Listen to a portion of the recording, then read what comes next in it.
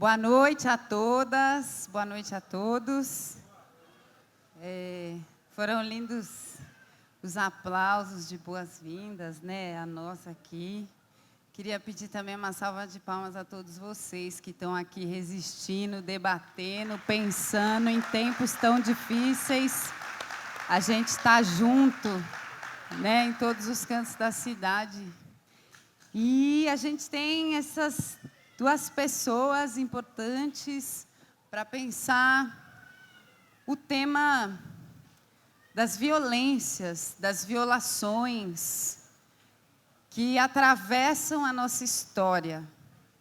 O Berê fez uma linda intervenção aqui e dizia em algum momento sobre as reparações, né? E há quanto tempo a gente luta pelo reconhecimento das violências que oprimem nossos corpos, nossas vidas, nossas existências. E quanto tempo mais a gente ainda vai lutar para que elas sejam reconhecidas, para que elas sejam visíveis e para que elas deixem de existir, para que ninguém seja violentado, para que ninguém seja violado. Bom, Frei Beto está aqui junto conosco, Padre Jaime, um prazer muito grande recebê-los. Está aqui também nosso companheiro, fazendo esse trabalho que para a gente tem sido muito importante e muito lindo nessa feira. E são dois companheiros de luta que estão aqui e que carregam na sua história a luta pela vida, pela paz, contra as violências, contra as violações, muitas vezes sofrendo violências e violações, né? A gente vai seguir num papo aqui, eu vou pedir que eles falem um pouco dessa trajetória de cada um. Queria antecipar que o Frei Beto tem um compromisso, e aí, no momento em que for necessário, ele vai nos deixar, porque ele tem um voo. Então, eu sei que todo mundo fica doido para pegar um autógrafo e tudo mais, mas vai ter que ser, né, a gente vai ter que guardar um pouquinho essa vontade do abraço para ele conseguir pegar o avião em tempo, porque avião não espera, a gente já sabe. E a gente vai seguindo a prosa por aqui. Então, acho que primeiro pedir que vocês se apresentassem um pouco, falassem da trajetória. Padre Jaime, que está aqui há tanto tempo, a gente conversava um pouquinho antes, e o Padre Jaime dizia: eu cheguei ao Brasil na semana em que Frei Beto foi preso. Vejam as histórias que nós estamos cruzando nessa nossa prosa hoje. O quanto são histórias importantes que se cruzam com as nossas histórias, com as histórias do nosso território, né? Padre Jaime tem um trabalho aqui há muito tempo, Frei Beto tem um trabalho também muito longo de visibilizar todas essas violências, de não deixar que elas sejam esquecidas, porque a nossa memória também é parte da resistência e da existência desses nossos corpos. E queria que vocês falassem um pouquinho, né, de vocês, da trajetória de vocês.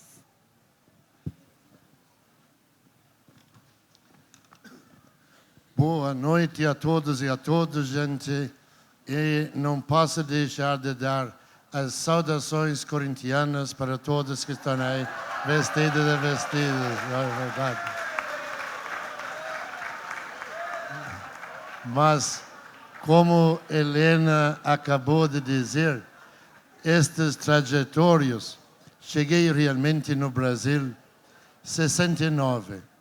E gostaria nesta noite de prestar a minha homenagem ao Frei Beto, que nestes 50 anos, sendo preso e torturado, aliás, já indico o livro dele aí, Batismo de Sangue, que conta muito bem esta história numa linguagem simples que é de Beto. Gostaria de saudar também, iniciando este ato de memória, os 50 anos de Beto.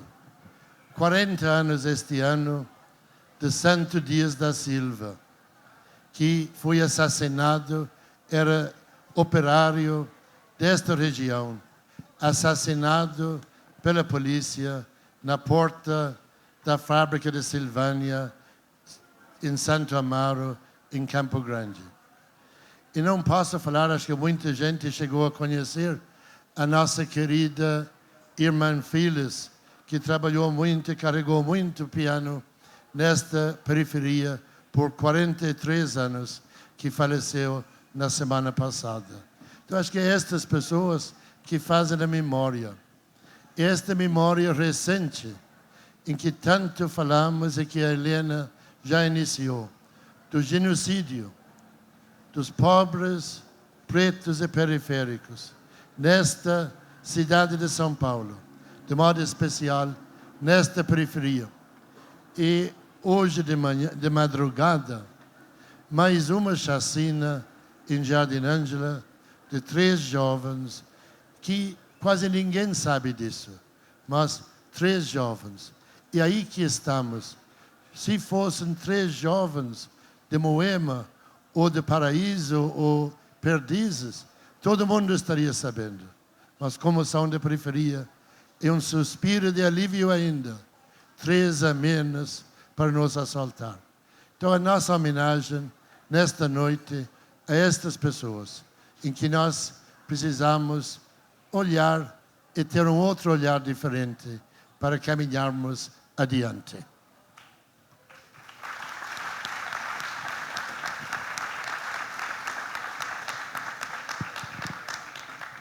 Bem, boa noite a todos e a todas. Eu quero agradecer o convite da Suzy, todo o pessoal que organizou essa Feira do Livro, a presença de vocês, o belo poema aqui, bem expressado pelo Uberê, a Helena, minha colega também de letras, e a presença do meu querido irmão, Padre Jaime, que há muitas décadas a gente caminha junto, sintonizado, com os mesmos ideais, os mesmos propósitos.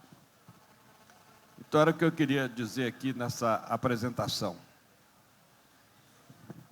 Alô?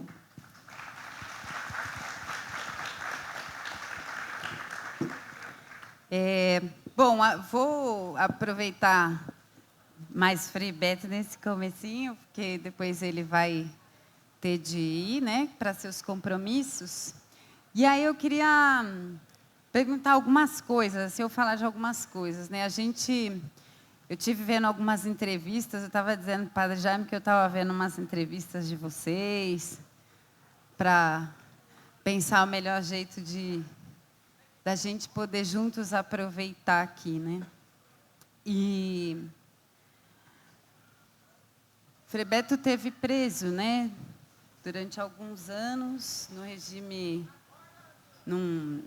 da ditadura militar, num regime ditatorial, que é um capítulo da nossa história que sempre nos ronda, né? E eu vi, numa dessas entrevistas, Frei Beto, que você dizia que passou uma parte do período entre os presos políticos e depois uma parte entre os presos comuns, né? E essa é uma realidade que a gente enfrenta nas periferias com o encarceramento massivo da população pobre, da população negra, com a criminalização da pobreza. E essa história de repressão e de aprisionamento, ela mudou, obviamente, porque nós tivemos uma conquista, né, ao derrotar a ditadura, ao abrir um processo político que, nesse país, era para todos e todas que estavam em luta a possibilidade de novos caminhos, né? E hoje a gente vive um momento difícil. Então, eu queria perguntar um pouco isso, né? Como é que é olhar essa história, tendo passado por esses diferentes momentos e olhando os desafios do Brasil hoje, né? Que, de alguma maneira, estão colocados para nós aqui em todas as periferias, mas também em pensar o povo, o nosso povo que também está no cárcere, pensar esse espaço, pensar essas resistências, esses corpos que têm sido ainda hoje encarcerados e cada vez mais, não é? Criminalizados e reprimidos. Bem, o assunto é amplo, mas vamos tentar abordá-lo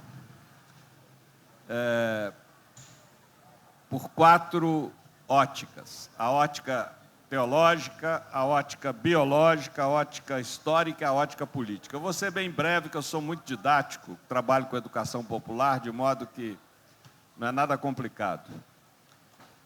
Primeiro, o fato dos cristãos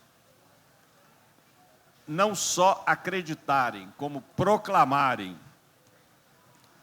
que na Eucaristia está presente o corpo de Cristo, a ponto de ter uma festa do corpo de Cristo todo mês de junho, que é feriado, inclusive, no Brasil. Isso é uma afirmação fantástica. Por quê? Porque na Bíblia não tem divisão entre corpo e espírito. Essa divisão nasce 4 séculos depois do início do cristianismo. E muitos de nós aqui fomos educados na ideia de que o corpo é inimigo do espírito, o espírito é inimigo do corpo. Essa dualidade é da filosofia grega, vem lá do Platão, não existe na Bíblia. Por isso que o dogma principal, o centro da fé cristã, qual é? É o anúncio da ressurreição do corpo. Veja bem, não é a ressurreição da alma, é do corpo. Ou seja, da nossa totalidade. E numa das cartas, São Paulo diz, na carta aos Romanos, que não só os nossos corpos ressuscitarão, mas todo o universo vai ressuscitar. Ou seja, no fim dos tempos, haverá uma transfiguração de toda a criação. Esse aspecto teológico é muito importante. Por quê? Porque se nós realmente tivéssemos fé, nós olharíamos para uma pessoa caída na calçada, para uma criança de rua, para um preso comum torturado, como alguém que é corpo e templo de Deus. Então isso é muito importante. Ou seja, veja como a nossa fé ainda é frágil. Porque nós não somos capazes ainda de enxergar a sacralidade do corpo. Esse corpo que foi resgatado em Jesus, esse corpo que é celebrado na Eucaristia e esse corpo que é comemorado no Corpus Christi, né? O corpo de Cristo. Porque é o prenúncio da ressurreição.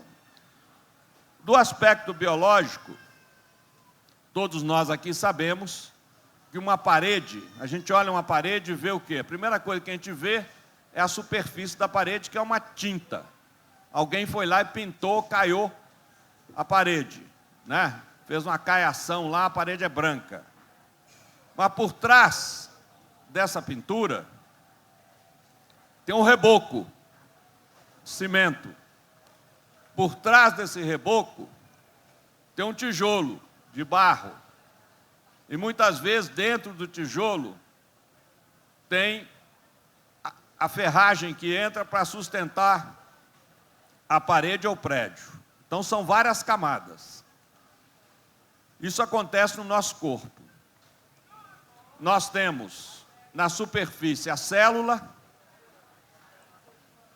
que é feita de quê? É feita de moléculas. Também esse chão, esse teto, essa lâmpada, esse microfone, esse tecido da minha roupa, tudo é feito de moléculas. Só que não tem célula, por isso não tem vida. Só tem célula os vegetais e os animais, aquilo que tem vida. Aquilo que respira. Tudo que respira tem célula. Por trás da molécula tem os átomos. E os átomos do nosso corpo são a base de toda a estrutura. Só que os átomos do nosso corpo são os mesmos desse prédio, dessa rua, daquele ônibus que está passando, do prédio do centro da cidade, do Corcovado no Rio, do Pico do Jaraguá, enfim. Tudo é feito dos mesmos átomos. O que eu quero dizer com isso? Que tudo está unido. A gente pode não perceber.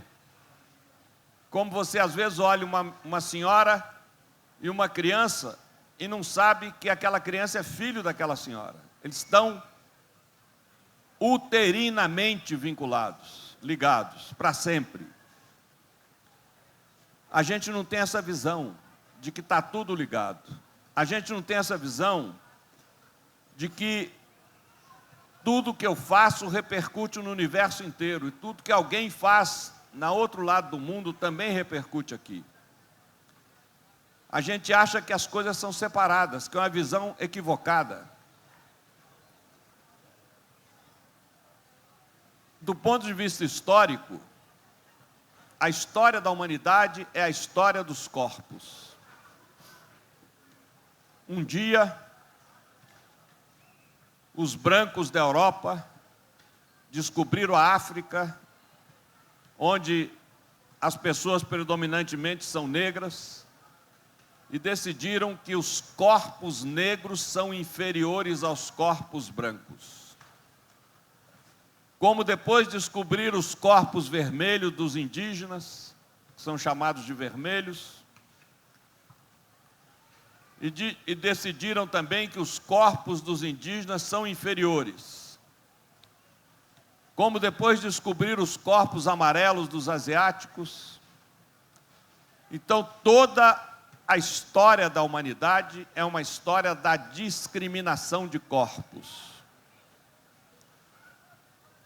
Uma história de que o corpo do homem é superior e tem o direito de subjugar o corpo da mulher. Que o corpo do patrão tem o direito de oprimir o corpo do empregado. E isso, toda uma história das opressões dos corpos. E, por fim, a questão da política. A política depende muito do óculos que a gente usa atrás dos olhos, que é a nossa ideologia. Todo mundo tem ideologia. Tem muita gente que pensa, eu não tenho. É como aquele sujeito que foi no médico e o doutor disse para ele, seu José, o problema do senhor é no pâncreas. Falou, não, doutor, não pode ser, porque isso eu não tenho. Eu tenho coração, tenho intestino, tenho pulmão, mas isso que o senhor falou aí pode ser que o meu patrão lá na fazenda tenha, mas eu não tenho, não. Ele tem, ele tinha, mas não sabia que tinha. Todos nós temos pâncreas. Ou seja, todos nós temos ideologia. É o óculos pelo qual eu vejo a realidade. E assim como eu vejo com os meus óculos, todos vocês aqui. Mas quando eu vejo vocês, eu não vejo meus próprios óculos. Mesma coisa acontece com você. Quando você vê a realidade, você não percebe a ideologia que tem, mas é ela que está te levando a achar que existir pobre e rico é natural. Como ela que me leva a saber que existir pobre e rico, desigualdade social, é uma brutal injustiça. Depende da ideologia. Tem ideologia libertadora e tem ideologia opressora. Os opressores, em geral, dizem que eles não têm ideologia. Ideologia temos nós que lutamos contra eles. Ora, hoje, a grande política dos corpos é a política da discriminação, da segregação do corpo da mulher, do corpo do homossexual, do corpo do LGBT todos e todas, como eu costumo dizer, porque eu me incluo entre eles, do corpo do refugiado, do corpo da pessoa em situação de rua. Ou seja, há toda uma política que quer naturalizar a diferença social dos corpos, quer naturalizar a discriminação sexual dos corpos. E é contra isso que a gente tem que reagir. Nós estamos longe de conquistar o direito de igualdade dos corpos. Eu vejo, por exemplo, o caso do movimento feminista, que avançou muito no Brasil e no mundo. Mas enquanto no mundo capitalista, que hoje predomina no planeta, a imagem da mulher continuar servindo de isca de consumo, vai ser difícil fechar a delegacia de mulher. Vai ser difícil acabar com o feminicídio, né? Porque a publicidade não deveria ter o direito de escrachar a figura feminina numa peça publicitária, associando a apresentação erótica, mas quase pornográfica da figura da mulher, a um carro, a uma cerveja, a uma viagem de navio, a um cartão de crédito. Enquanto a gente não conseguir conquistar o respeito total a todos os corpos, enquanto a gente não derrubar essa ideologia falsa e opressiva dos corpos perfeitos, que levam muitas pessoas a ficarem doentes, porque não tem aquele corpo belo que aparece na publicidade, não tem aquele corpo magro, não tem aquele corpo esbelto, não tem aquele corpo atlético. Isso leva à frustração, que traz a depressão, e por isso a gente vê cada vez mais em cada esquina uma farmácia e cada vez menos uma livraria. Cada vez mais as pessoas aí malhando o corpo, academias de ginástica, e cada vez menos malhação do espírito, cultivo da espiritualidade, formação da consciência crítica, formação da militância política. Gente, o desafio nosso é muito grande.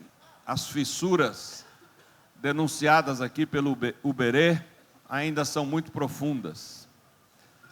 Nós vamos ter que empreender ainda muita luta, mas é preciso saber o seguinte: na vida pessoal e na vida social, o futuro é sempre resultado do que a gente faz no presente. Ninguém vai resolver essa situação se nós não plantarmos a semente da libertação a partir de hoje. Então esse é o desafio.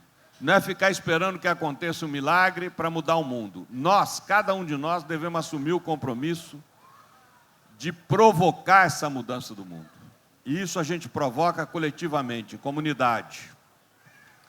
Seja no movimento popular, seja na ONG, seja no grupo de arte, teatro, música, seja no sindicato, seja na associação de bairro, seja no movimento de gênero, movimento negro, movimento feminista, movimento indígena, não importa. A gente tem que estar associado ou criar movimentos, porque é a única forma do pingo d'água virar um tsunami. Só na medida em que ele se une a outros milhões de pingos d'água é que ele cria a onda cria o tsunami e a gente consegue derrubar o que está aí. Vamos manter essa esperança.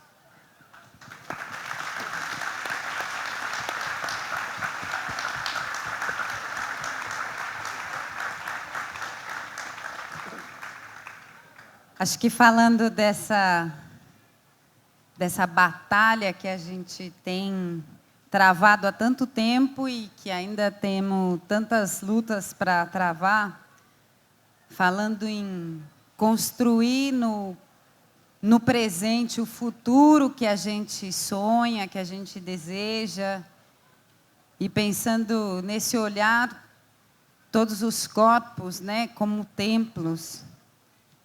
Acho que engancha bem com uma coisa que eu queria também falar com o Padre Jaime, né?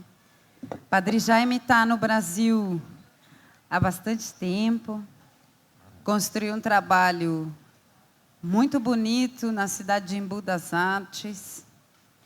Depois, seguiu a construção desse trabalho no Jardim Ângela.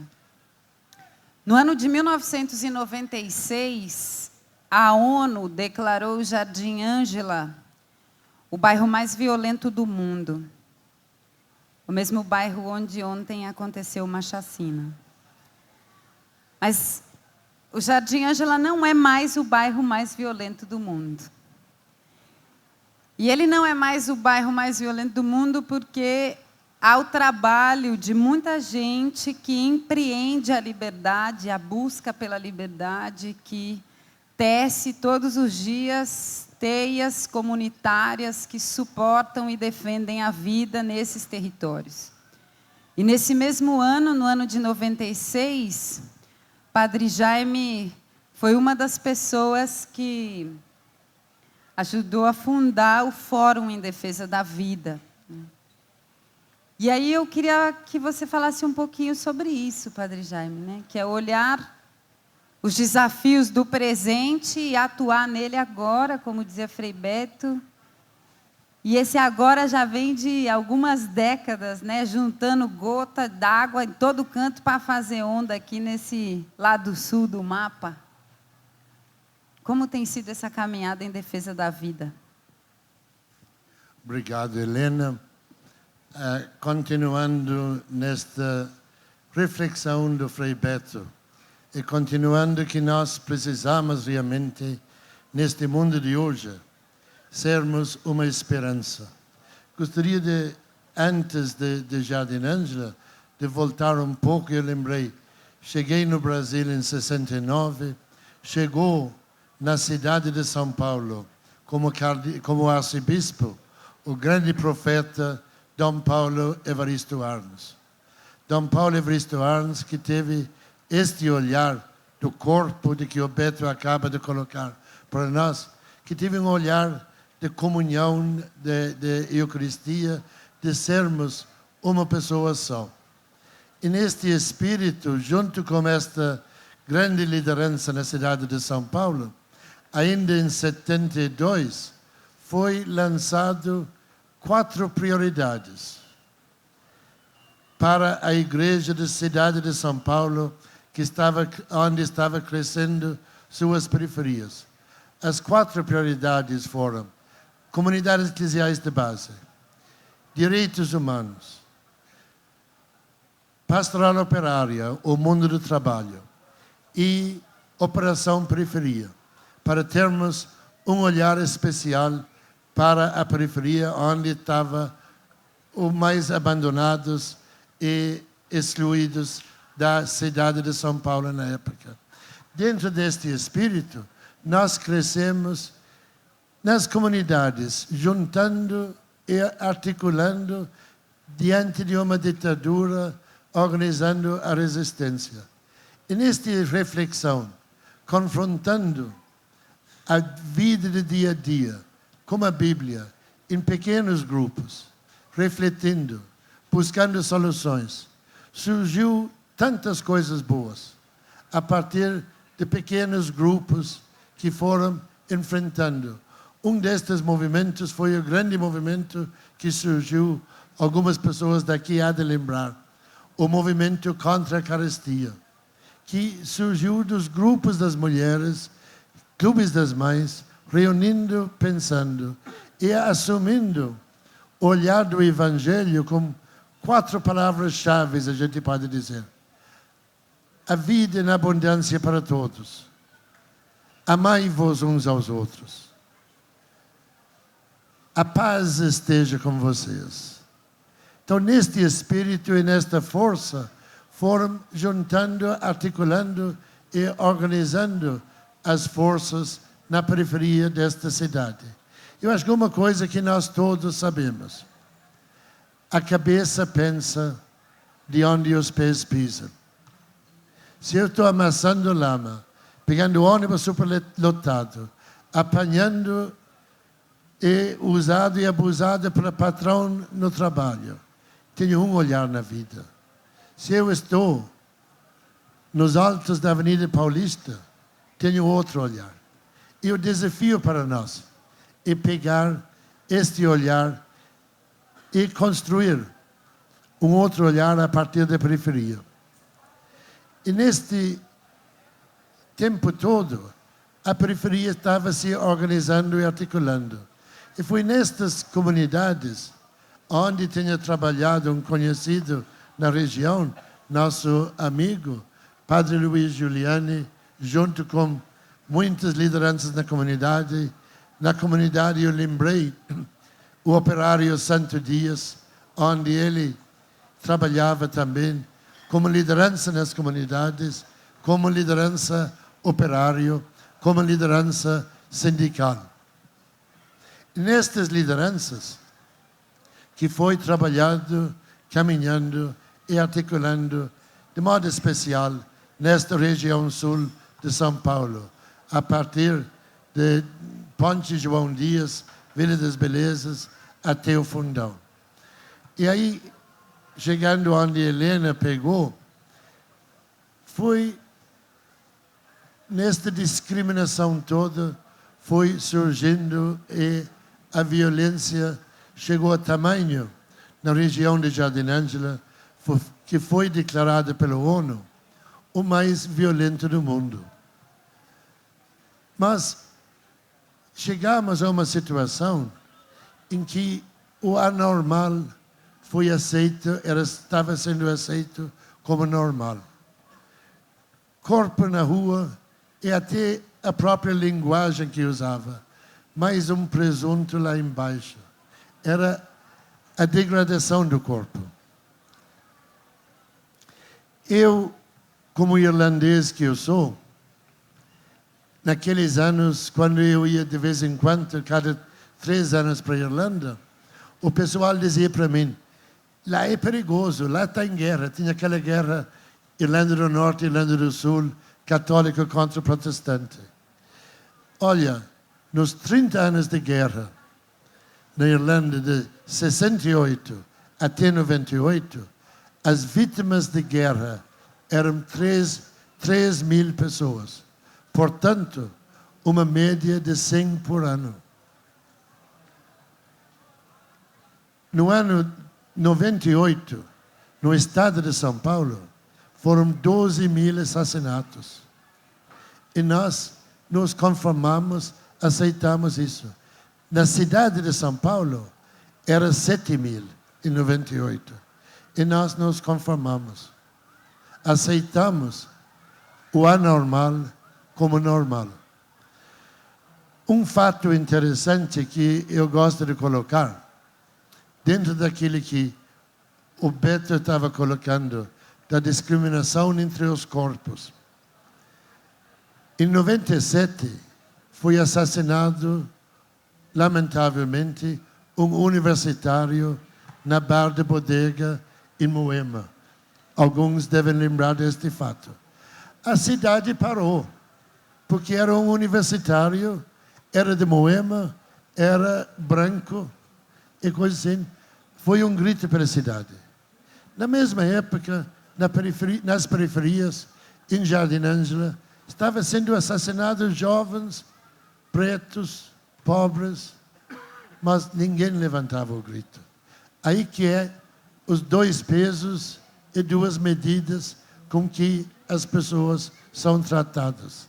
A partir do assassinato daquele menino, surgiu Sou da Paz e outros movimentos pela cidade pedindo para combater a violência. Em Jardim Ângela, em 96, quando foi declarado, acho que como padre e pastor, a gente fica muito envolvido nessas questões. E fazer enterro, e rezar missa no sétimo dia, e ir no cemitério, etc. Isso era comum. Mas chegamos a dizer, basta fazer isso. Precisamos nos organizar para combater isso. E tivemos, enquanto estava todo mundo recuando, levantando muros mais altos, colocando grades mais reforçadas, eu lembro que nós argumentava, temos que enfrentar. Quanto mais nós recuamos, mais a violência avança. E a primeira atitude nisso foi a caminhada, uma caminhada pela vida e pela paz. Primeiro de Jardim Ângela para São Luís, CEDEP aqui no Capão Redondo para São Luís, depois começou do Céu Casa Blanca, encontrando no cemitério São Luís. Que quer ou não quer, deu uma articulação, deu um ânimo. E aí fomos e criamos o que chamamos o Fórum em Defesa da Vida, porque não basta só gritar. Tem que ser um sinal, uma chama de esperança para buscar projetos que combatam a violência também. E isso tentamos fazer. Acho que por enquanto, mas graças a Deus esta caminhada continua até hoje. E o grande mote da caminhada é aquilo que Beto nos falou quando falou da política, de nos articular, de ocupar os espaços e, acima de tudo, resistir nos momentos difíceis como estamos agora.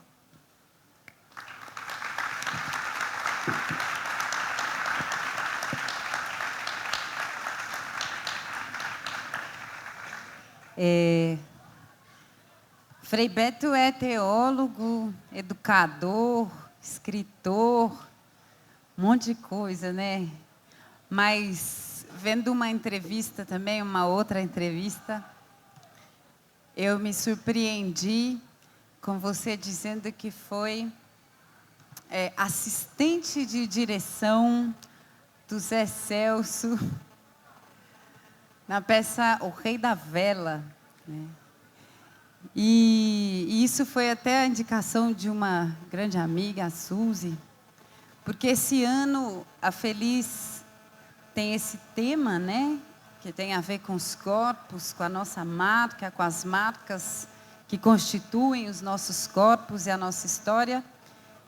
Mas ela também, a cada ano, se dedica a pensar os desafios de uma determinada linguagem nesse campo tão grande da cultura de resistência, que é onde a gente se localiza e finca a bandeira para lutar. E esse ano essa linguagem é o teatro. E enquanto você dizia das academias cheias de gente malhando os corpos, e cada vez menos livrarias e alimentando, né? E a gente cada vez menos alimentando a nossa alma, nosso espírito, as ideias. Eu fiquei pensando como que é isso na sua visão, né? Do teatro e da arte e da cultura como parte dessa resistência política e desse avançar, como diz o Padre Jaime, né? Quanto mais a gente recua, mais eles avançam. Então, a gente tem que avançar. E como que a arte está aí dentro desse movimento de avançar em defesa da vida, em defesa de todos os corpos, da liberdade de todos os corpos? Queria que você lembrasse para a gente um pouquinho desse pedaço que a gente conhece pouco. Bem, antes de entrar no tema levantado pela Helena, vocês, nem todos, mas não havia para todos, receberam um folheto com a lista dos meus livros. Caso você se interesse por algum deles, tem aí o e-mail da Teca Carvalho, está impresso aí no folheto, você pede e recebe o livro em casa pelo correio. Evidente que é mais fácil já olhar o livro aqui agora, se ele está aí na bancada, porque às 8:55 a gente vai recolher os livros, eu não vou parar nem para autografar, nem para ser fotografado, porque senão eu perco o voo. Eu estou indo para Cuba essa madrugada,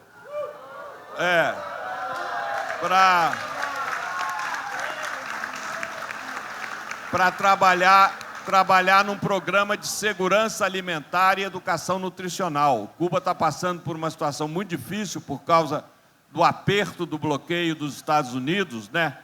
Por essa figura execrável chamado Donald Trump. E, portanto, eu estou assessorando a FAO, que é um organismo da ONU, num programa de segurança alimentar. E vocês sabem como é que é o trânsito daqui para o Pacaembu, onde eu tenho que pegar a mala, e depois do Pacaembu para Guarulhos. Então, eu peço o supremo respeito de vocês em relação à minha saída. Eu lamento não poder fazer a selfie que você gostaria, o autógrafo que você gostaria, mas se você pede o livro lá para a Teca, ele já vem autografado, só você dá essa indicação. Feito isso, vou pegar o tema da Helena. Realmente, eu trabalhei em teatro, foi um acaso da minha vida, mas uma experiência muito rica, numa das peças mais importantes da história do teatro brasileiro, considerada, inclusive, uma peça que é a pioneira, que abriu o tema do tropicalismo. É uma peça do Oswald de Andrade, que é um retrato do Brasil na década de 1930, quando o Brasil deixa de ser rural, predominantemente rural, e passa a ser predominantemente industrial. É a decadência da burguesia rural e a ascensão da burguesia urbana.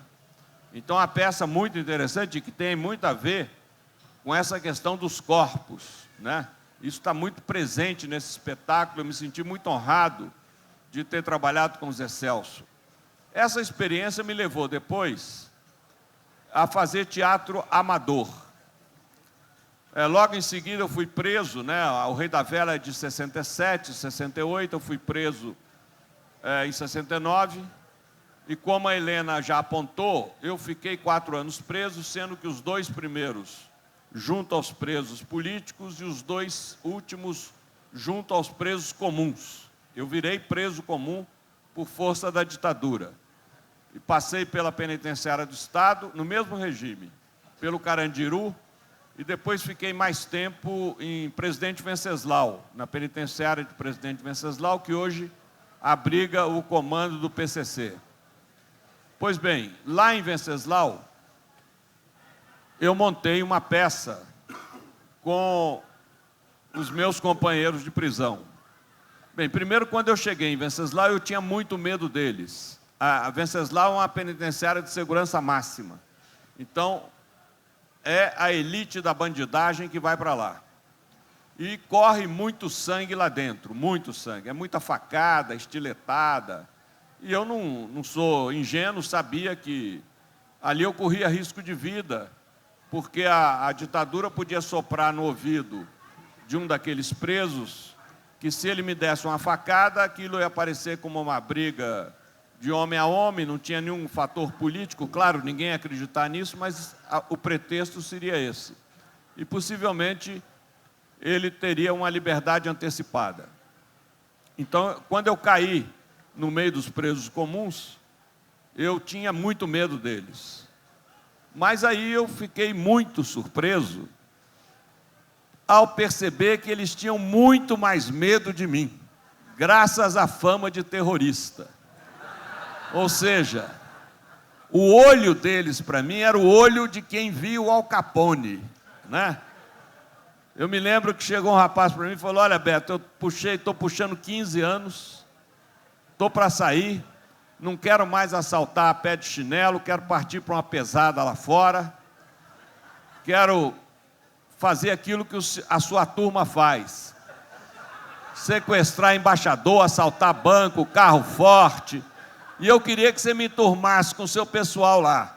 Falei, cara, não é nada disso, não é assim, eu mesmo nunca peguei em arma, não, eu sei que você não vai abrir o jogo para mim, mas eu vou mostrar que você pode confiar. Enfim, o fato, então, de ter esse prestígio lá dentro, esse respeito, me permitiu montar um grupo de teatro com os companheiros. E é verdade que o grupo tinha também um caráter, que isso nunca foi falado para eles, terapêutico. Isso depois, quando eu saí da prisão, em 73, no ano seguinte eu fui morar 5 anos numa favela, em Vitória, no Espírito Santo. E na favela havia um centro comunitário, também lá eu montei um grupo de teatro amador. Por que eu estou contando essa experiência? Porque eu acho uma experiência muito rica que pode ser aplicada em qualquer bairro aqui. No caso da penitenciária, eu convoquei, eram 400 presos, de 400 presos, só 70 se inscreveram no teatro, mas já era muito bom. Também trabalhar com mais gente do que 70 seria muito difícil. E eu dividi esses 70 em 4 grupos, e eu pedia quem no grupo gostaria de contar o seu crime. Por que você está aqui? Geralmente o preso comum só abre o que ele fez quando ele confia muito em alguém. Ou no máximo ele diz assim, não, eu sou 171. Se você entender do Código Penal, você vai saber qual que é a dele. Se você não entender, você vai ficar voando, né? Mas sempre tem um que contava. Então eu entrei no sítio, me lembro bem desse caso, eu entrei no sítio, eu estava chumbado, de drogado, e tinha um casal de idosos, e assaltar sítio é bom porque é isolado, não dá para chamar a polícia, se chamar a polícia demora a chegar, de noite. Aí o cara lá ficou nervoso, começou a querer reagir, aí eu passei fogo nele e na mulher dele. Né? Assim mesmo, passei fogo nele e na mulher dele. Aí peguei a caminhonete dele, enchi de tralheira lá que eu roubei, fui embora e tal, né? Contou em detalhes. Falei, muito bem, vamos representar isso que o apelido dele era Pardal, que o Pardal acaba de contar. Então, Pardal, você vai repetir aqui como é que foi a sua ação nesse sítio. Você, né, quem quer bancar o dono do sítio? Eu. Quem quer bancar a dona do sítio? Eles não têm essa vergonha, não. Também não tem esse problema, né? Aliás, um fenômeno curioso dentro de uma penitenciária é o do homossexualismo.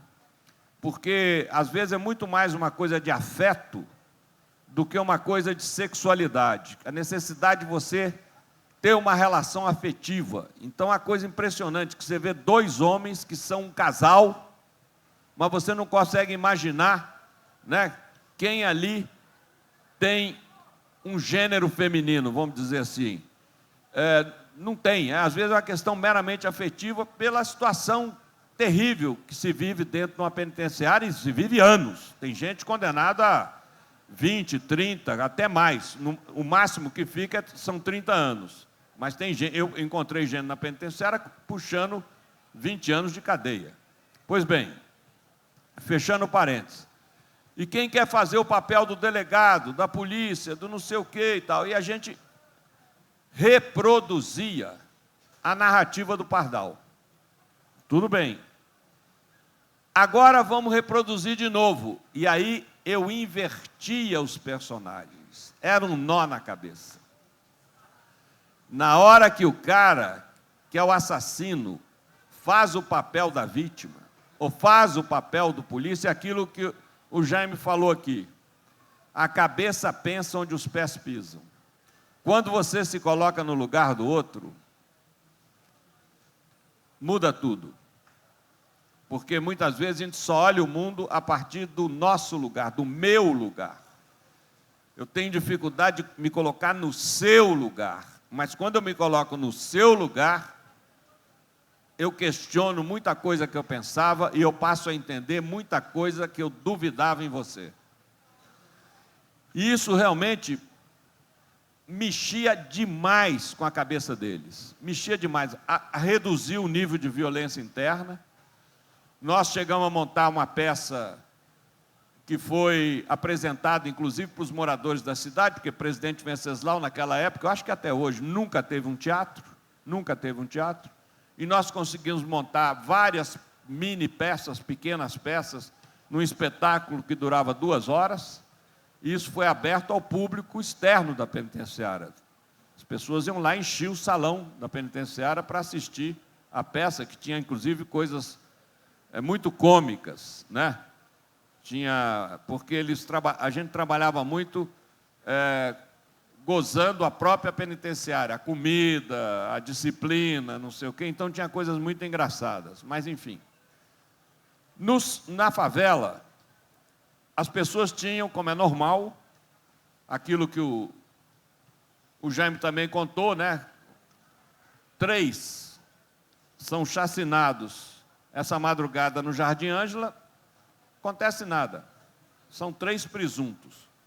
Mas um rapaz lá em Moema é assassinado, aí é uma grande, né, da primeira página da Folha, do Estadão, sai no Datena, sai não sei o quê, o horror, a polícia e tal, precisa fazer, precisa prender, precisa matar e tudo isso.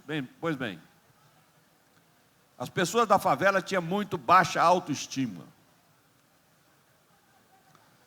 Tanto que eu trabalhava na pastoral, na Cúria, no centro da cidade, e muitos vinham me pedir o endereço da Cúria para poder arrumar emprego, com vergonha de dar o verdadeiro endereço. Não, o cara não vai me empregar se souber que eu moro na favela. Mas se eu puder usar o endereço da Cúria, e se alguém for lá vocês confirmarem, aí eu consigo um emprego. Essas coisas que, né, a gente conhece da desigualdade social. O teatro que a gente montou na favela, no centro comunitário, sobretudo com o grupo jovem, era pesquisar quem são os moradores da favela, que talentos eles têm. A gente começou a descobrir uma fantástica doceira que dava curso para cozinheiros dos melhores restaurantes de Vitória. A gente começou a descobrir o seu Bibi, mestre de obras, cujo barraco era meu vizinho. Eu falava, seu Bibi, o senhor é maluco. O seu barraco só encosta a bundinha no morro. O resto tudo desafia a lei da gravidade e tem umas estacas assim, oblíquas. O senhor não morre de medo desse negócio cair? Não, ele falou, de jeito nenhum. Eu morro de medo de desabar os prédios que eu ajudo a construir lá no centro. Porque a semana passada mesmo eu cheguei para os engenheiros e falei, doutor, o senhor vai me desculpar, eu não sou estudado, eu sou mestre de obra, mas o senhor está achando que essas colunas aqui na garagem são suficientes para segurar o prédio? Claro, nós fizemos cálculo, não sei o quê. Falei, doutor, com todo respeito, o senhor calculou também os móveis e arquivos de aço que vão entrar em cada cômodo, as mesas, as cadeiras, os armários, os fogões, as geladeiras? Seu Bibi, o senhor tem razão. Eu acho que a gente esqueceu desse detalhe. Só que esse detalhe derrubava o prédio, né? E tem que refazer os cálculos. Então, as pessoas começaram a descobrir, o pessoal do teatro começou a descobrir que tinha gente que tinha arte no violão, arte na sanfona, arte no bandolim, sabe? Vários artistas no morro, os idosos do morro, a história da favela, a história do Morro de Santa Maria, como é que ele foi ocupado, o que aconteceu, as lutas que ocorreram no passado. A autoestima do pessoal foi lá em cima. O pessoal perdeu a vergonha de dizer que era do Morro de Santa Maria. Passou a ser quase um negócio de orgulho. Por quê? Porque quando a gente conhece a história de uma pessoa ou de um povo, a gente tem outra visão. Se você parar na rua, conversar com um morador de rua, a gente passa, para nós, é quase um bicho humano. Agora, ele tem uma história. Ele foi criança em algum lugar, ele teve uma família, ele passou por situações difíceis. Conversa com ele. Isso muda o olhar que a gente tem da pessoa. Mas é preciso fazer esse trabalho, sabe? Eu digo para meus amigos de classe média ou classe alta, vocês ficam nesse negócio de levar filho, né, fazendo economia para levar o filho para conhecer a Disneylândia. Isso mostra como vocês são colonizados. Nós vivemos no país de maior riqueza natural do planeta. leva seu filho para o Pantanal Mato Grossense, para a Amazônia, para a Chapada dos Veadeiros, sabe? Chapada dos Guimarães. Lá que você deve levar seu filho. A semana passada eu fui para Pirópolis, que é uma cidadezinha do lado, uma aldeia, do lado de Uberaba. E tinha amigos e amigas meus, gente muito bem informada, que não sabia que lá é um museu de dinossauros. Estão lá os esqueletos dos principais dinossauros descobertos no Brasil. E veja que esses bichos desapareceram há 62 milhões de anos. E, no entanto, aquela região de Uberaba já foram descobertos vários esqueletos, às vezes um fêmur, às vezes o bicho inteiro, ovos de dinossauro. E quantos brasileiros sabem disso? Então, gente, vamos resgatar. Teatro é isso. Resgatar a memória do nosso povo, da nossa gente. A memória dos indígenas do Brasil, agora que o Papa Francisco está convocando lá o Sínodo da Amazônia.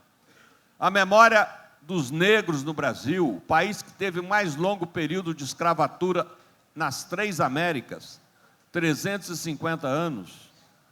Sabe, a memória daqueles que lutaram contra a ditadura militar, e que eu conto aí nos livros, Diário de Fernando, Cartas da Prisão, Batismo de Sangue. Nós precisamos resgatar, porque quando a gente resgata o passado, a gente evita no presente correr o risco de cometer os mesmos erros. E a gente ganha ânimo para construir um futuro melhor. Obrigado.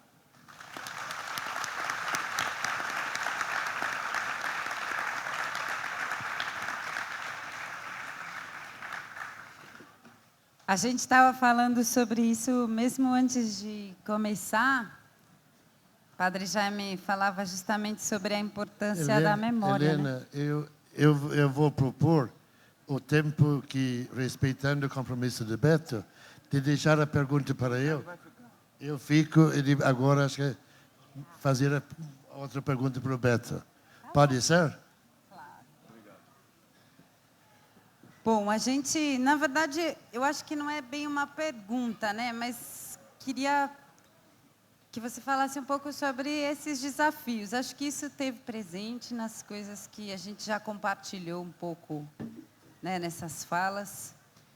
Mas é isso, a gente está num território que é um território de muitas violências, mas, ao mesmo tempo, também um território de muitas resistências, né? E existe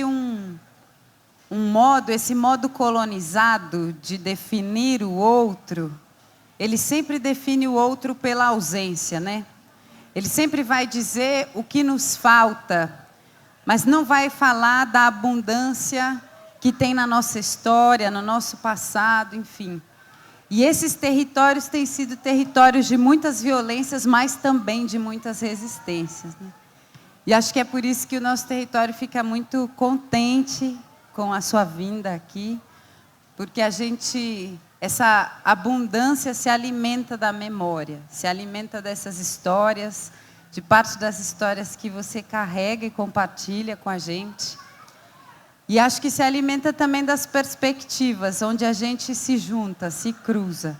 E nesse momento que nós vivemos no país, acho que mais do que nunca, embora isso nos atravesse há 500 anos, mas nesse momento estarmos aqui juntos é muito importante para a gente se fortalecer, para construir no presente o futuro que a gente quer, para traçar o plano conspiratório de mudar todas as coisas que nos oprimem.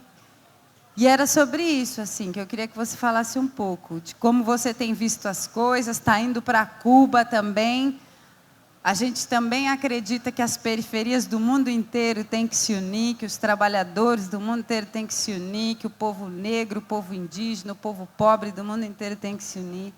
Então, essa ponte também com outros povos, né? Como isso é importante para nós. Enfim, que você contasse um pouco para a gente como está vendo e alimentasse mais nós desse futuro que a gente vai construir. Bem, eu penso o seguinte, Jesus não veio propriamente, como eu aprendi na catequese, fundar uma religião, o cristianismo. Também não veio fundar uma igreja, a católica.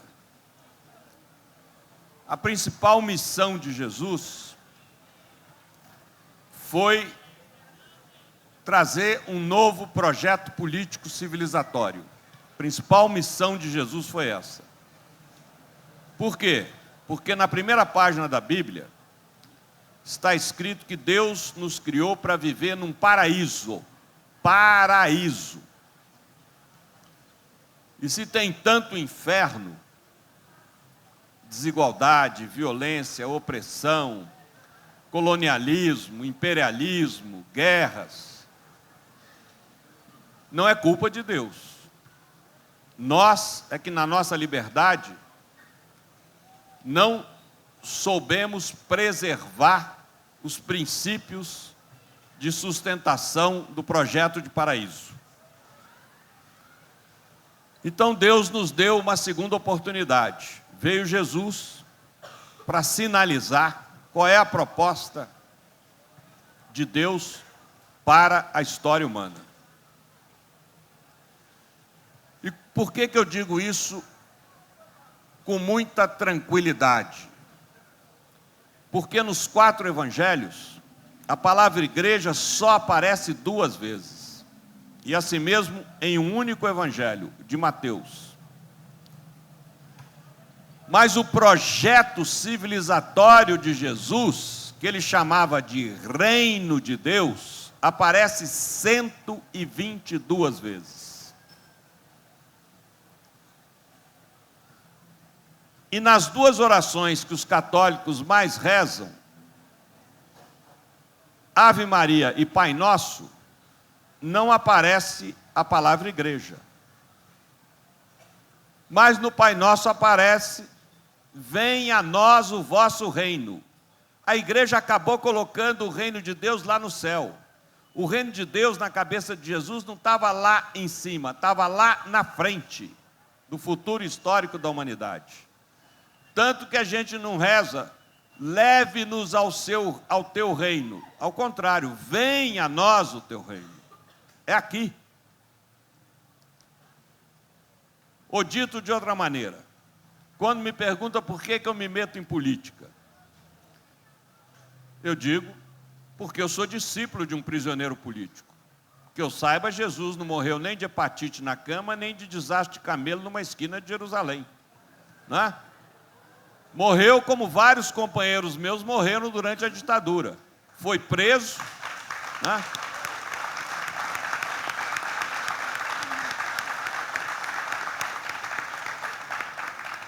Nós somos discípulos de um militante político. Ele foi preso, torturado, julgado por 2 poderes políticos, 2, o judaico e o romano, e condenado à pena de morte dos romanos, que é a morte na cruz.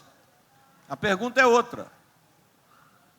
Que fé é essa que você tem que não questiona essa desordem estabelecida? Que fé é essa que você tem que não propõe um outro mundo possível, que Jesus chamava de reino de Deus? E por que ele foi cruelmente assassinado? Porque ele anunciava um outro reino possível dentro do reino de César. É a mesma coisa que a gente falar em democracia na ditadura. É a mesma coisa que a gente falar em resgate da democracia debaixo desse governo fascista que hoje impera no Brasil e cada vez está tirando mais e mais direitos do nosso povo. Enfim, seguir a Jesus é assumir que nós devemos ser militantes da construção do reino de Deus, que é um projeto político. E esse projeto tem 2 pernas. na relação pessoal e na relação social. Na relação pessoal é o amor, que implica tolerância, solidariedade, capacidade de perdão, compaixão.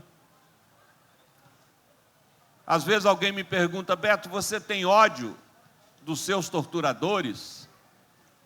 Dos torturadores que levaram o seu colega Frei Tito de Alencar Lima, que foi o mais torturado de todos do nosso grupo, a se matar aos 28 anos, porque ele foi tão torturado, que ele pressentiu que poderia chegar à loucura. E ele antecipou o fim da vida dele para não enlouquecer.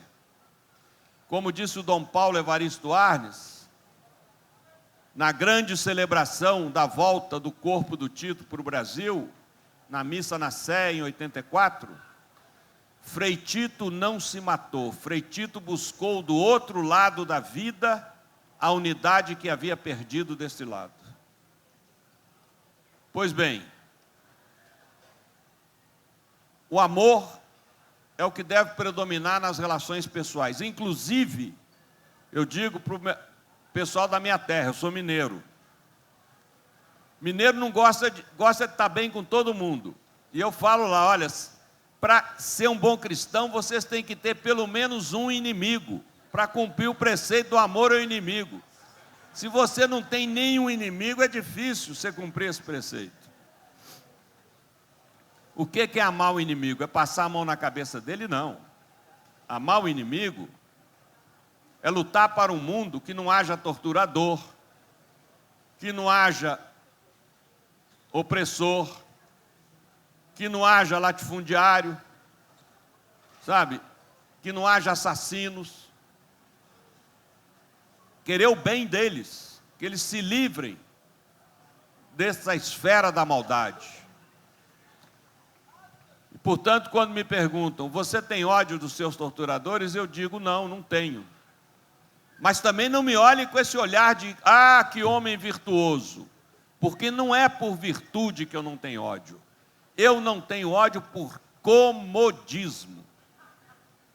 Porque a prisão me ensinou, e anotem isso: o ódio é um veneno que você toma esperando que o outro morra. Isso vale para a raiva, para a ira, para a vingança. Não adianta você ter ódio, ter raiva, ter... Não, você precisa ir à ação de mudança da realidade. Com o coração saudável, com o coração limpo. Sabe, o ódio é um veneno que a gente toma esperando que o outro morra. O outro não está nem aí com o meu ódio. E a outra perna do projeto de Jesus, que é a perna das relações sociais, é aquilo que o sacerdote diz na Eucaristia: partilhar os bens da terra e os frutos do trabalho humano. Partilhar os bens. Eu trabalho para a FAO, por isso estou indo para Cuba. A FAO cuida do problema de alimentação no mundo. O mundo hoje tem pouco mais de 7 bilhões de habitantes. Mais de 1 bilhão tem carência alimentar. Entre a fome e a falta de nutrientes essenciais. Faltam alimentos? Não. O planeta produz alimentos para 11 bilhões de bocas. 11 bilhões. E nós somos pouco mais de 7.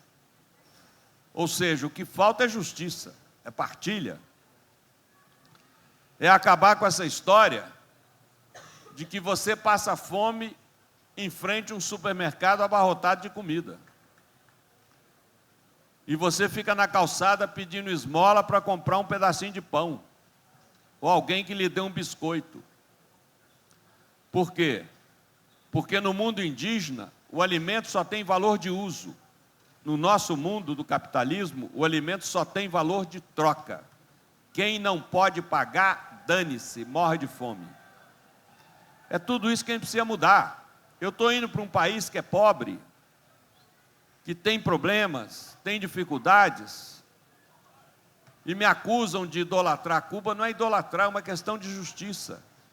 Cuba é o único país, o único, das 3 Américas, em que os 12 milhões de habitantes, que são pobres, não tem miséria. Você nunca viu uma foto de um morador, de alguém caído na rua em Havana. Você nunca viu. A direita já teria mostrado. Você nunca viu uma Cracolândia em Havana, porque não existe. Agora, por quê? Porque os 12 milhões de habitantes têm assegurados pelo socialismo cubano os 3 direitos fundamentais de todo ser humano. Quais são? Pela ordem: alimentação, saúde e educação. Ou seja, imagina se no Brasil os 208 milhões de habitantes tivessem esses 3 direitos assegurados. Recurso para isso o Brasil tem, não tenha vergonha na cara. Né?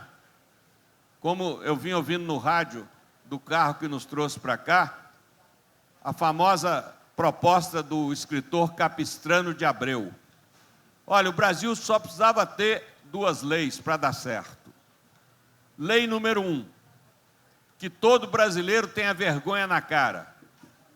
Lei número 2, revoguem-se as disposições em contrário. Bastava isso. O que falta é a gente assumir o nosso senso de dignidade e lutar por um futuro melhor. Acho que esse é o grande desafio. Gente, mais uma vez, eu peço desculpa, já expliquei para a Suzy, né? Quando os cubanos falaram, não, você vai viajar no dia 18, para minha cabeça, dia 18 eu vou dormir essa noite tranquilo, amanhã eu vou viajar. Não, o dia 18 é hoje, às 1h30 da madrugada. Eu tenho que chegar 3 horas antes em Guarulhos, né? E estou levando uma tralheira de coisa para lá, então até despachar, resolver, negociar, tudo complicado. Então eu vou pedir a vocês a compreensão da minha retirada agora. O querido Jaime continua aqui, com a querida Helena, podendo alongar e falar muito sobre esses temas que são muito importantes, mas eu queria deixar para vocês 2 propostas. Primeiro, vamos guardar o pessimismo para dias melhores. Segundo, vamos, talvez, não participar da colheita do mundo novo, mas vamos nos comprometer, cada um de nós, coletivo e comunitariamente, a viver e morrer semente. Muito obrigado, que Deus nos encoraje.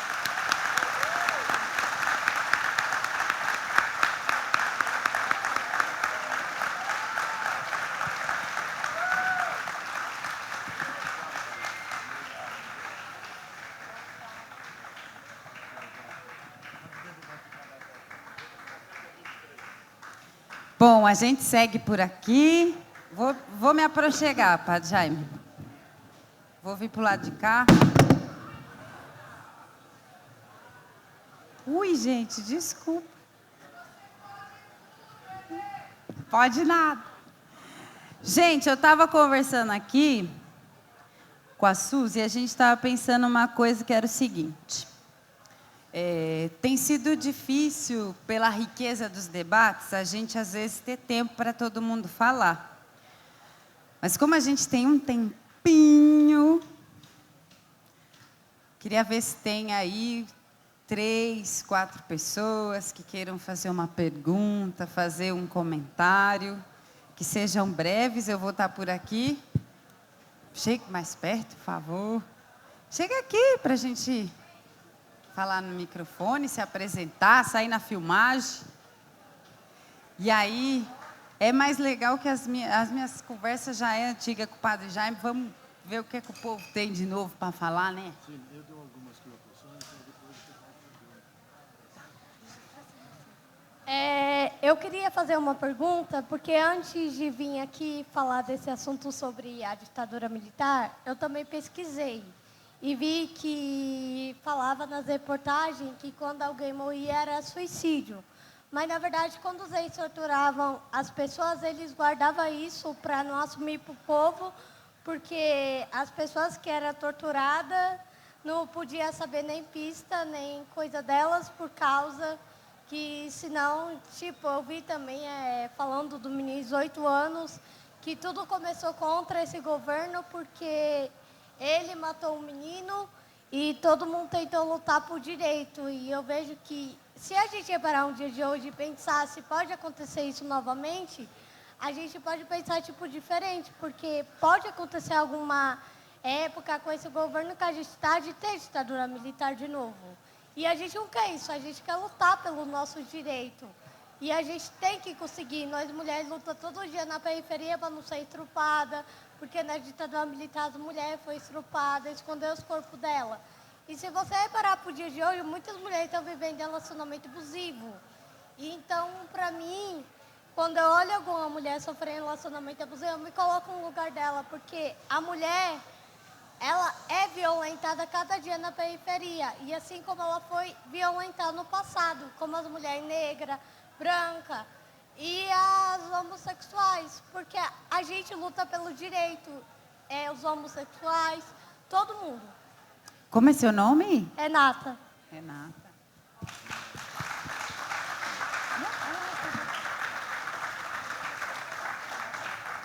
Gente, Padre Jaime pediu para falar um pouquinho antes, então a gente daqui a pouco abre de novo, tá bom?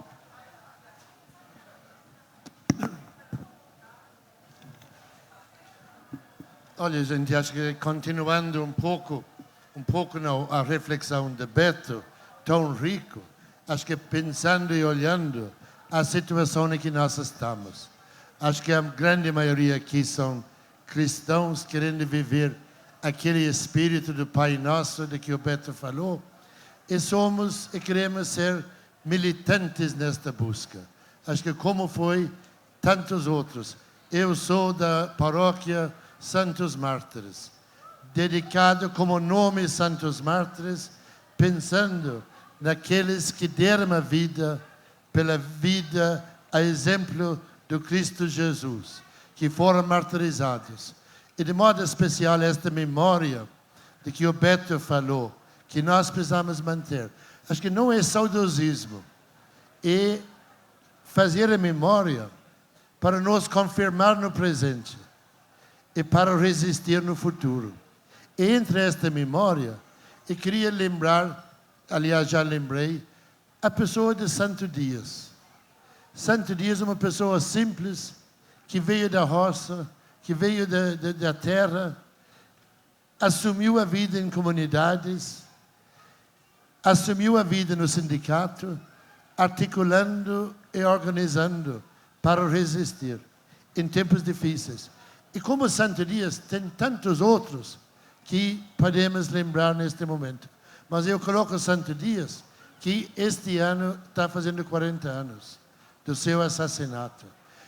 Acho que algumas coisas que nós precisamos, nos momentos que estamos vivendo, a Renata, que acabou de falar, falou dos tempos difíceis, os feminicídio e tantos outros sídios que tem por aí, que nós precisamos resistir. E fazer para que todo mundo pode dizer, seja do Moema para Vila Calu ou Jacira, para que todo mundo, para cada um, pode dizer, a vida vale a pena. Acho que este é o desafio da nossa militância. Mas entramos, acho que o Beto falou muito bem sobre a cultura de ódio. Eu gostaria de lembrar em que este ódio que foi criado de modo especial nos últimos 2 anos, como as panelas das varandas e não sei o quê, que nós precisamos responder não como ódio, mas como a paz. E acho que coisas que cada um de nós podemos fazer. Tem uma frase que eu gosto de usar, um provérbio africano, que diz o seguinte: gente simples, fazendo coisas pequenas, em lugares de pouca importância, realizam grandes transformações. Dá para pegar?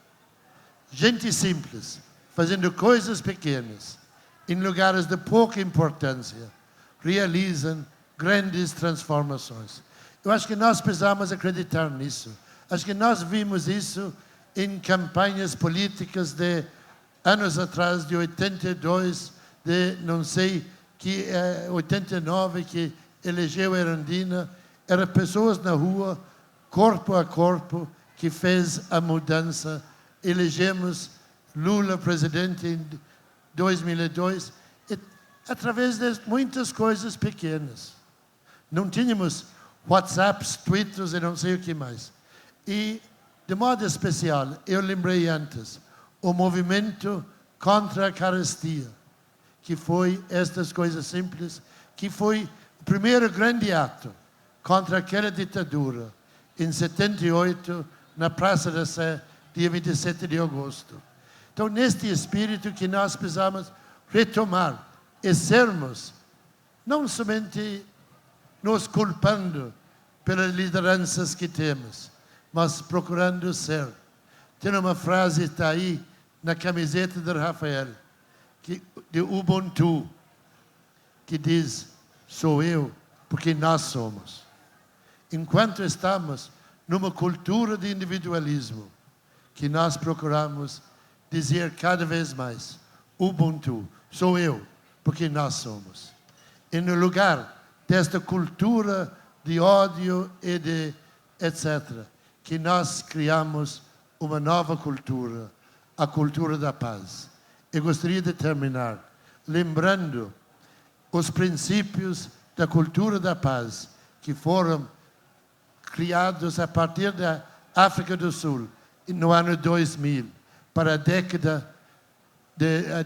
primeira década deste milênio.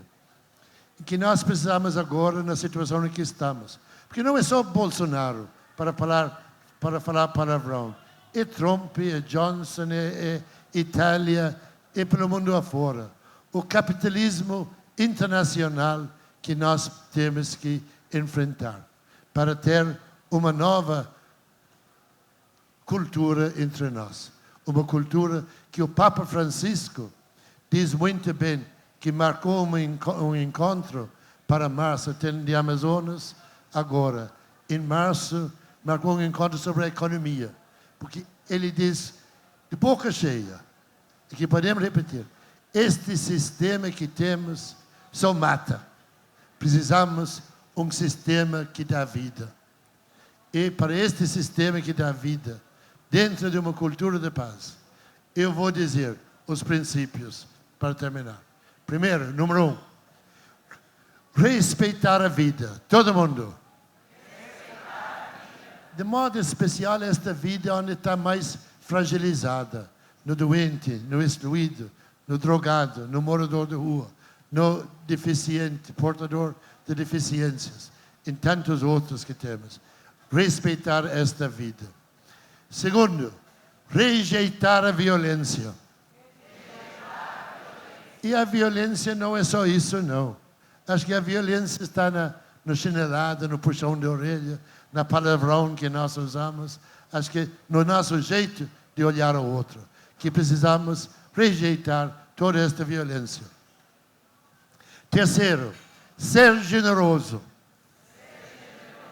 E a generosidade não está em botar a mão no bolso e dar 5 reais, alguma coisa para outra. E ser companheiro, parceiro, amigo, solidário. E ser solidário. Ser generoso. Quarto, ouvir para compreender. Que a gente não ouça, a gente não escuta. A gente acusa logo na primeira coisa, chegou atrasada porque estava vagabundando por aí. Acusamos sem perguntar por que é. Por que está triste? Por que está? Então, ouvir para compreender. Número 5. Reconstruir o planeta. diante do Sínodo de Amazonas que acontece mês que vem. Acho que isso é muito importante. Acho que o Beto falou muito nisso.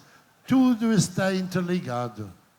As plantas, acho que nós precisamos retomar este respeito e esta convivência com toda a natureza.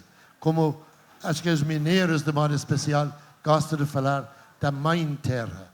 Porque a Terra é tudo isso para nós. Então, reconstruir o planeta. Sexto, reconstruir a solidariedade. Então, a solidariedade entre as pessoas. Porque estamos caminhando para um individualismo, cada um no WhatsApp, cada um no seu telefone, cada um na coisa. Precisamos reagrupar as pessoas para que esta militância pode caminhar na frente. Está certo? Alguém lembrou de todos?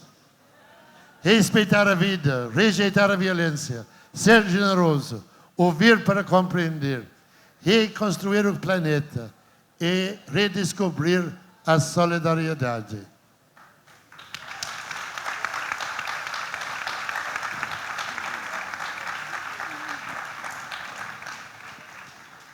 Gente, eu estava olhando aqui, a gente tem um limite de horário para a nossa atividade, mas ainda a gente tem espaço para 2 falas curtinhas, antes do Padre Jaime fazer a fala final e a gente encerrar. Tá, que a Ju tá... Pode vir aqui, companheiro. Já fica por aqui para ficar mais fácil para a gente. Boa noite, mesa. Tudo bem? Eu sou professora da rede, né?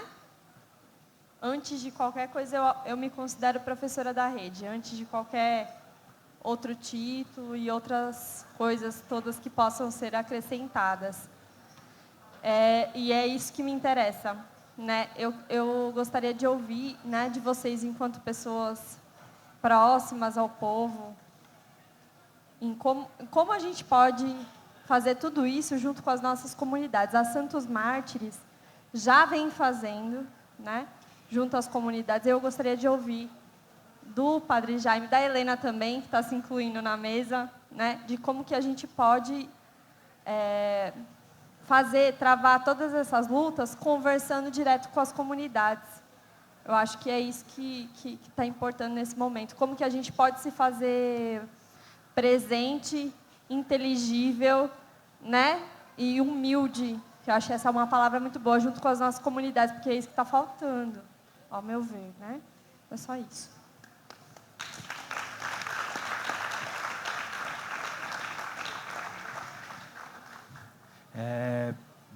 Boa noite.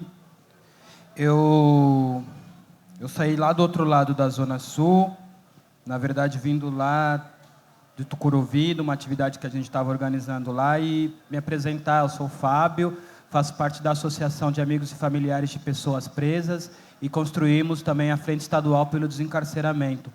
E hoje a gente veio fazer um convite para vocês, se oportunizando do tema da companheira Helena, que estava com a gente na reunião sábado, para pensar o ato do 2 de outubro desse ano, que completa 27 anos do massacre do Carandiru. Eu acho que é extremamente importante que a gente possa estar dialogando nesses espaços essa forma sistemática que o Estado tem de matar os nossos e estabelecendo essa relação com esse sujeito criminoso que é constituído dentro desses territórios. São os territórios das periferias, que são os territórios que são aclamados como espaços de guerra, onde se constrói o inimigo, né, o inimigo real de uma sociedade que está cada vez mais distante do que é construído na realidade desses espaços. E esses espaços são atravessados por múltiplas violências, né? Acho que é importante reforçar aí o debate e ver rostos conhecidos aí de resistência, que têm estabelecido uma relação com as comunidades a partir da cultura e de outros elementos, pensando a política, mas é fundamental que a gente resgate a memória, que a gente não esqueça daquilo que aconteceu no passado, porque aquilo que aconteceu no passado tem se repetido porque é um projeto de sociedade. Então, esse ano, morreram também, na mesma proporção que aconteceu no massacre do Carandiru, em Altamira e em Manaus, morreram também cerca de 111 pessoas. E elas não morreram de causas naturais, elas foram assassinadas pelo Estado. O Estado prendeu algumas pessoas e depois entregou a cabeça para suas mães. Então, é importante que essa pauta também possa ser discutida nesses lugares, que esse espaço também seja um espaço para a gente refletir, que essas coisas estão acontecendo, e essa violência sistemática, ela tem nos matado. Esse é um projeto de genocídio em curso na sociedade brasileira. A gente pegar os atlas da violência e ver 65 mil pessoas por ano sendo assassinadas por esse Estado genocida, é algo que, de fato, tem que nos mover a algo. Tem que nos mover a algo. Eu vi a questão que o Frei Beto traz, eu acho que é de extrema relevância, é de extrema importância. Por que não choramos pelos nossos? Por que não tem grandes passeatas pelo nosso? Porque quando morre algum filho da burguesia, se para a Paulista, está todo mundo de branco, pedindo paz, pedindo justiça? Por que não vai ter uma grande manifestação pela chacina que aconteceu? Então é extremamente importante que a gente possa estar junto aí. A gente trouxe alguns panfletos, não foram muitos, mas a gente está aí. A gente vai também deixar aqui o endereço da nossa página no Facebook, que é Desencarceramento SP.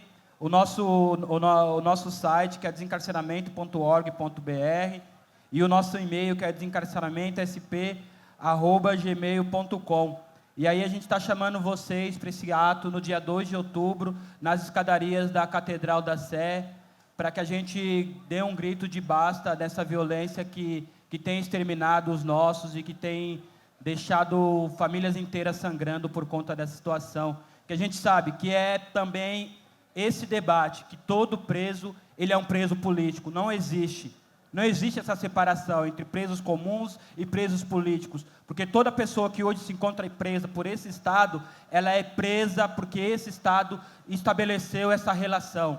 É a forma que o Estado estabeleceu para construir uma política de extermínio, uma política de controle dos corpos de uma determinada parcela da população, e que nós sabemos quais são, que são os jovens negros e os periféricos.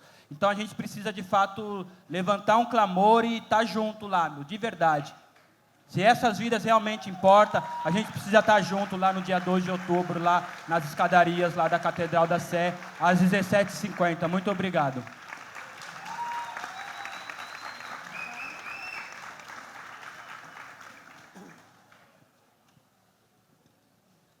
Então, gente, acho que chegando aqui ao companheiro, não peguei o nome dele, acho que...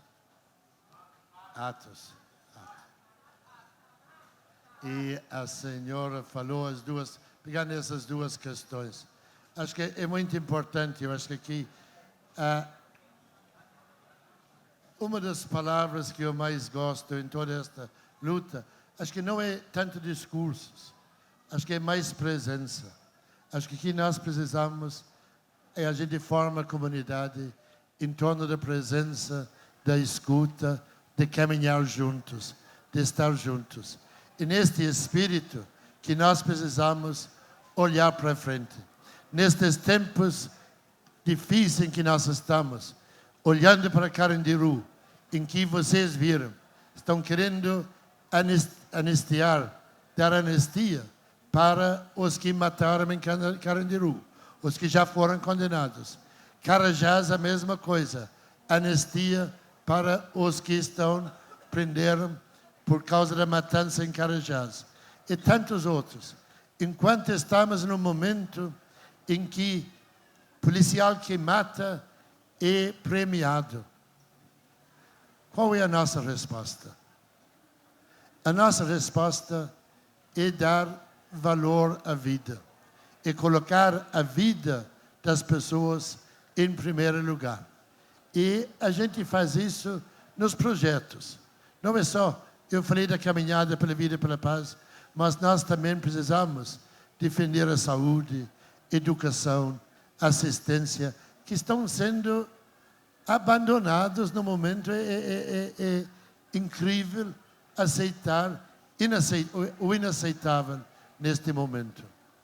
Não sei se vocês conhecem, gostaria de colocar nos finalmente, a Comissão Arns. Quem que já ouviu falar da Comissão Arns? Comissão Arns? Não. Comissão Arns é uma comissão lembrando Dom Paulo Evaristo Arns, grande profeta da esperança, grande profeta dos direitos humanos, que defendeu tanto. Como as atitudes do novo governo, como este gesto assim, querendo armar todo mundo. Criou-se no Brasil com ex-ministros da Justiça, ex-ministros de Direitos Humanos, pessoas como José Carlos Dias, José Gregory, Paulo Vanucci, Margarida Genevois, Paulo Sérgio Pinheiro e outros juntaram para criar esta Comissão Arns em defesa dos direitos. Em defesa dos direitos. E eles estão acompanhando como está sendo desfeito os direitos. Estão querendo promover para este ano, já, dia 2 de novembro, seguindo o exemplo da caminhada pela vida e pela paz, grandes caminhadas pelo Brasil em defesa da vida, em defesa dos direitos. Já está articulando e já tem uma comissão formando isso. Acho que é uma oportunidade para nós levantar a nossa voz. O tema que está sendo pensado é: levante-se em defesa da vida. Levante-se pedindo a todo mundo, de um jeito ou de outro, pelo Brasil afora, ir para a rua neste dia para segurar aquilo que foi conquista. Não caiu do céu os direitos trabalhistas, a previdência. Custou a vida de muita gente, como o Santo Dias. E no dia 30 de outubro, comemoramos 40 anos do companheiro Santo Dias da Silva. Lembrando Santo Dias, eu estive no Instituto Médico Legal quando o corpo dele chegou lá. Estava ao lado de Dom Paulo Evaristo, que botou o dedo na ferida, aqui ao lado, e falou aos policiais que estavam lá: olha o que vocês fizeram. Olha o que vocês fizeram. E isso que estão fazendo para tantos outros. Aquilo que Douglas falou na Brasilândia, 2 anos atrás. Por que atirou em mim? Por que atiram em nós? Eu gostaria de convidar, terminando este ato, lembrando o gesto de Dom Paulo, naquele dia, no Instituto Médico Legal, nesses 40 anos de Santo Dias. Todo mundo levantar. Beto falou do Pai Nosso, para que venha este reino entre nós, para que nós tenhamos pulso firme para construí-la. Rezemos todos. Pai Nosso, santificado seja o vosso nome. Venha a nós o vosso reino. Seja feita a vossa vontade, assim na terra como... O pão nosso de cada dia nos dai hoje. Perdoai as nossas ofensas, assim como nós a quem nos tem ofendido. Não nos deixeis cair, mas livrai-nos do mal. Amém. Ninguém larga a mão. Todo mundo. E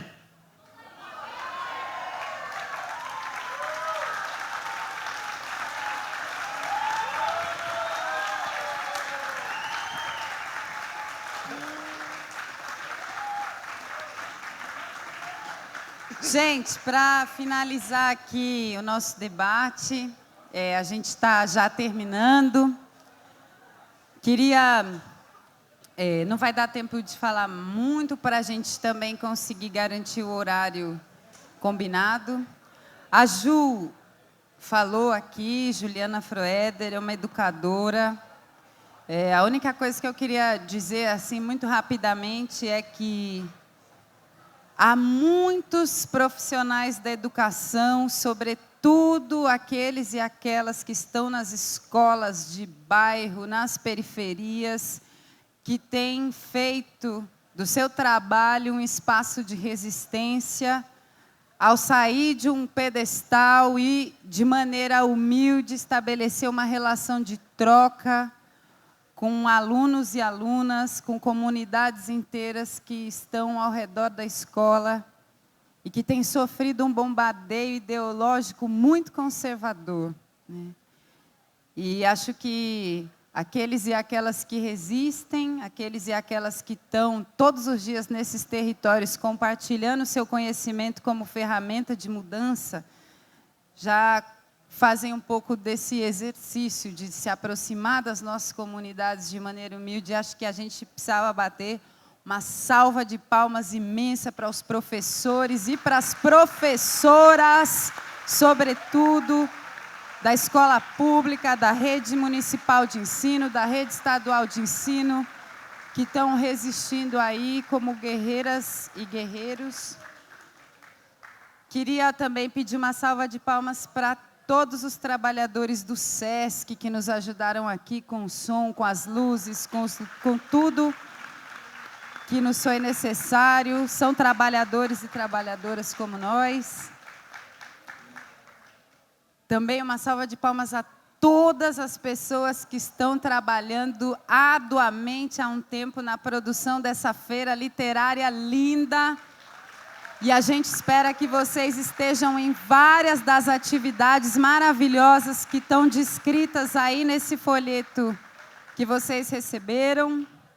Acho que o companheiro falou, né, dia 2 de outubro, às 5h30 da tarde, tem um ato em memória ao massacre do Carandiru, lá na Escadaria da Sé. No dia 5 de outubro, de manhã, também lá na Sé, vai ter um debate promovido pela Pastoral Operária, sobre os 40 anos do assassinato do companheiro Santo Dias. É resistência, é memória, é a nossa história. Companheiro trabalhador aqui do nosso território. E para finalizar, eu queria ler uma poesia para vocês.